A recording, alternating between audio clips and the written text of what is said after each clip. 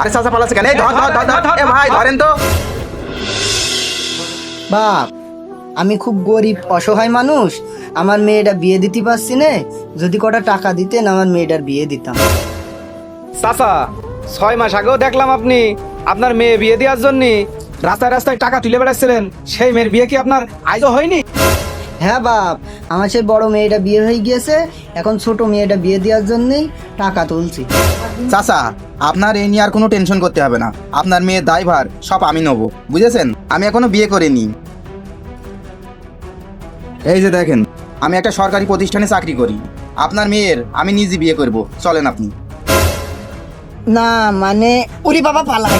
আরে চাচা পালাচ্ছে কেন? এই ধর ধর ধর ধর, এ ভাই ধরেন তো। কি ভাই, চুরি করিস নাকি? না ভাই, চুরি করিনি, ছাড়েন আপনারা, দেখছেন। চাচা আপনি এইভাবে পালাছিলেন কেন? আপনার তো আমি ভালো কথাই বললাম, আপনার মেয়ের আমি বিয়ে করব, এভাবে পালাছিলেন কেন আপনি? না বাবা, আমি ভয়ে পালাচ্ছিলাম। আসলে আমার কোনো মেয়েটে নেই তো, আমি এভাবে মানুষের কাছে টাকা তুলি, এটা আমার ব্যবসা বলতে পারো। এই মেয়ে, আপনার কোনো বিবেক আছে? আপনি এইসব কাজগুলো করে বেড়ান? হ্যাঁ, ছি ছি ছি চাচা, আপনি মুরব্বী মানুষে এই কাজগুলো করেন? হ্যাঁ, এই আপনার মতো মানুষের জন্যই আজকে যাদের সাহায্য প্রয়োজন তারা কিন্তু সাহায্য পায় না। এই আপনার মতো কিছু মানুষ আছে এই সমাজে, যারা মসজিদ মাদ্রাসার নাম করে টাকা তুলে বেড়ায় এবং তারা নিজের সাথে এই টাকা খরচ করে। এই আপনাদের মতো মানুষগুলা এই বাংলাদেশে আছে বলেই এই বাংলাদেশের জনসমাজ আজকে ধ্বংসের মুখে, বুঝেছেন?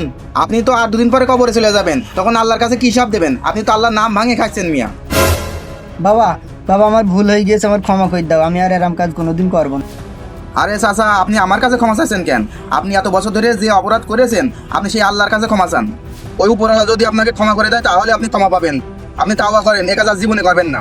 আল্লাহ, আমি অনেক ভুল করেছি, আমি আরাম কাজ আর কখনো করব না, আমাকে ক্ষমা করে দাও, আর সবার মধ্যে বুঝ দিয়ে দাও আমার মতো ভুল যেন আর কেউ না করে।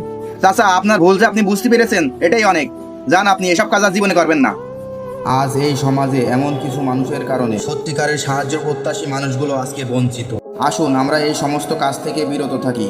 আমাদের ভিডিওটি ভালো লাগলে অবশ্যই লাইক, কমেন্ট এবং শেয়ার করবেন। ধন্যবাদ সবাইকে।